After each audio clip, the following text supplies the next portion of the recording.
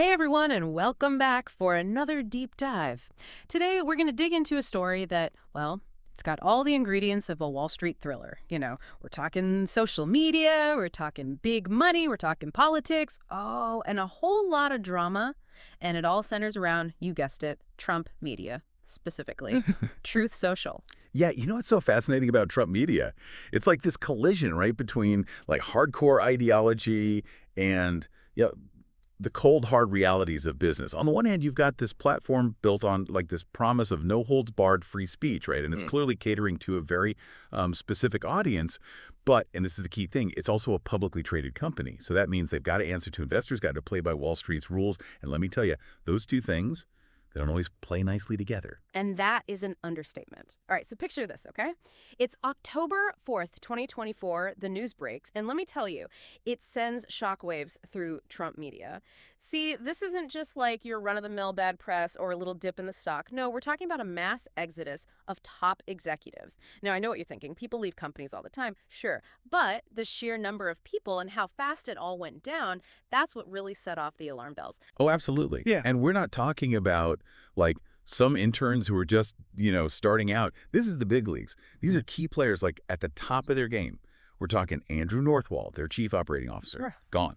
Sandra Demores, the chief product officer, out of the, even like a product designer and an HR director, they bolted too. Yeah. I mean, that's your leadership team walking out the door. So you got to ask yourself, what did they know and when did they know it? Right.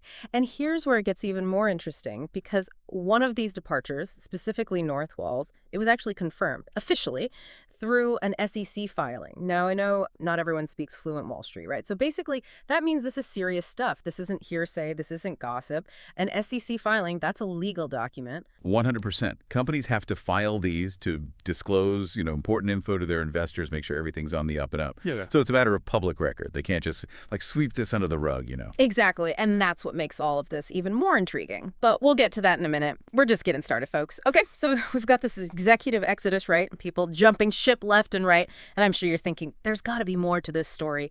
And you would be absolutely right, because this is where things take, well, let's just say a scandalous turn. Enter the anonymous whistleblower complaint. Yeah, whistleblower complaints, those are not something to be, taken lightly. It takes a lot of guts for someone to put their name, even anonymously, on a document that basically accuses their own company of serious wrongdoing, right? Yeah.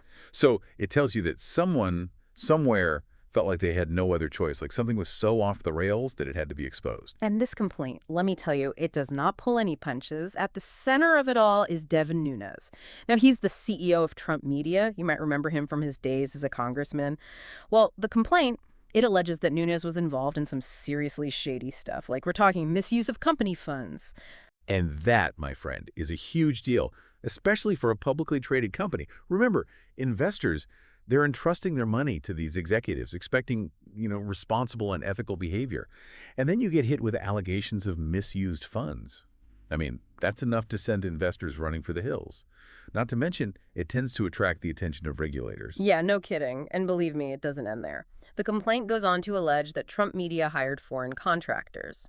Now, on the surface, you might be thinking, oh, okay, so... But here's the thing. Depending on what kind of work these contractors were doing, whether the right procedures were followed, it could open up a whole other can of worms, legally speaking, that is. Well, absolutely. I mean, there's some pretty strict rules around hiring folks from overseas, especially when it comes to, like, data security, intellectual property, Yeah. That kind of thing. If Trump Media tried to cut corners, well, they could be in for some serious legal trouble. It really paints a picture of, well, chaos, doesn't it? Yeah. And it gets even wilder, believe it or not, because the complaint also claims there was interference with product development, which kind of makes you think that things behind the scenes at Trump Media, maybe they weren't so peachy after all. Exactly. And it really makes you look at those executive departures in a whole new light, right? Yeah. I mean, were they just like abandoning a sinking ship?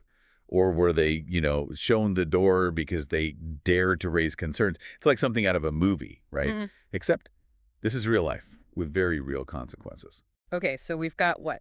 Allegations of financial shenanigans, potential legal violations, a whole lot of internal drama. You'd think that would be enough, right? But, oh no, there's more. And this next part, well, it's straight out of a corporate thriller. Remember those sudden departures we talked about? Well, word on the street is some of them, maybe not so voluntary after all. This is where it gets juicy. It's being reported that at least some of those execs, they were allegedly pushed out. And the timing. Well, let's just say it happened right after that whistleblower complaint landed on the board of directors' desks. Now, if that's true, we could be talking a major legal headache for Trump media. Because, and correct me if I'm wrong, companies can't just silence employees for raising concerns, especially when it comes to things like, financial mismanagement or illegal activities, right? You are absolutely right. That's what we call retaliation. And it's a big no-no. Illegal, in fact. And to make matters worse, for Trump media, that is, there are whispers, rumors of hush money. Apparently, some of these departing execs, they were asked to sign agreements. The kind that say, you can't say anything bad about us, all in exchange for, let's just say, a generous severance package. So, wait, you're telling me on top of everything else, they might have tried to buy their silence? Bold move, right. I mean, non-disclosure agreements, or NDAs as they're known in the biz, they're pretty standard in the corporate world. But they can be used for good or, well, not so good. Yeah. And in this case, let's just say it raises a lot of questions about what exactly Trump media was so afraid of getting out. Yeah. I mean, if everything was above board, why all the secrecy? Right. All right, so you've got this explosive whistleblower complaint, right? You've got executives bailing out left and right. You've got allegations of hush money. I mean, talk about a PR nightmare. So how does Trump media respond to all of this? Well, they're not exactly known for backing down from a fight, are they? A spokesperson for Trump media came out swinging, denied everything, told ProPublica, the outlet that broke the story, said the whole thing was false and defamatory. Well, that's not surprising, is it? And of course, they took it a step further, claimed the whole thing was politically motivated, said that ProPublica was part of some kind of, grand conspiracy to take down Trump media. Classic tactic, right? When you're facing bad press, especially when you're so closely tied to, well, a figure like Trump, it definitely muddies the waters, makes it hard to know who to believe. For sure. So let's just zoom out for a sec. Look at the bigger picture here, right? Truth Social. It was launched after Trump was, banned from those other social media platforms after January 6th. It was supposed to be this alternative, a haven for free speech where, conservative voices wouldn't be censored. Yeah, and at first it definitely gained some traction, attracted a lot of users, folks who felt like, the other platforms weren't listening to them. But even before this whole scandal broke, Truth Social, well, they were having some trouble, especially on the financial side of things. Yeah, to put it lightly, we're talking about a company that lost, get this, $58.2 million last year.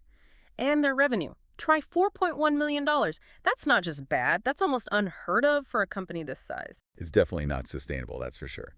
And then there's the stock market. Remember when Truth Social went public on the NASDAQ back in March? Stock shot up to almost $80 a share. Then just a few months later, September rolls around, down to just over 12. Today, October 4th, it's still struggling to stay above 16. So where does this leave Truth Social? I mean, is there a path forward for them, or is this like the beginning of the end? $1 million question, right?